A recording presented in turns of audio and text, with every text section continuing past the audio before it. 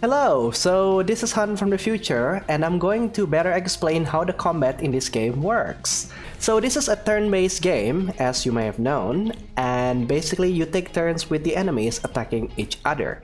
If we take a look at the little window on the left, this is the turn timer, which kinda tells us which turn it is and what is going to happen in the next turn. So you can see right now, Sienna is at the top of this turn timer. That means this is now Sienna's turn. And if we take any action here, let's just say I'm going to attack the enemy, then Sienna is going to move down and being replaced by the next person on the turn timer. So what can you do on your turn? So the most obvious thing is that we can choose to attack the enemy, and when you do so, you can choose which enemy that you're going to attack. But you can also choose to use your aura in the forms of semblance or like abilities.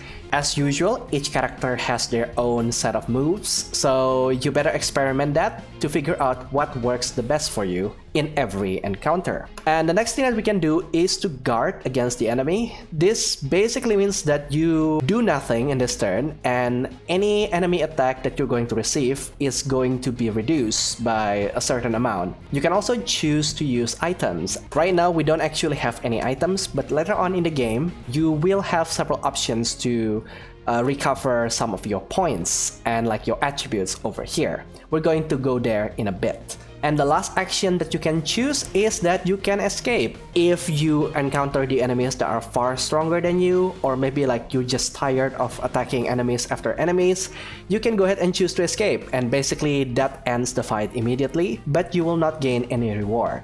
Do note that not all combat encounters can be escaped from. As you can see here, because this fight is actually very important to the story, you cannot actually like choose to escape. So that will not work.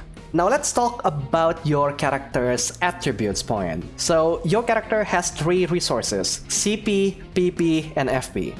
So CP stands for Aura Cover Point, which is basically your health. So if this drops to 0, you will die, and if your entire party dies, then the game is over. And the next one is PP, which stands for Aura Pool Point, or like your mana. So basically, if you use your aura ability, this is what resources that they will need. And the last one is FP, which is the focus point. So focus point acts more like a super meter. So there are some abilities later on in the game where instead of using PP, it uses FP. CP and PP were recovered by using items. So far in this game, there is no ability that can restore CP or PP, so maybe it will be added in the future, but I don't know. For FP though, that is actually pretty unique, because in order to actually get FP, you need to actually take damage. And that's pretty much it for this entire combat system. It's not really that complicated right now, because, well, you don't have a lot of abilities to reconsider, and some of the enemies in this early game were quite easy to defeat. But there is one thing that you should know: if you hate the combat in this game for some reason, there is a choice to skip that entirely. So if we press the escape in the action menu, there is a choice to use the auto battler. And that basically just like let the game place the combat for you. Now, personally, I'm not a big fan of like auto battler, but hey, you do you. At the end of every encounter, you will gain experience and some money, or in Ruby universe that is called Lian. And that's pretty much it for the combat.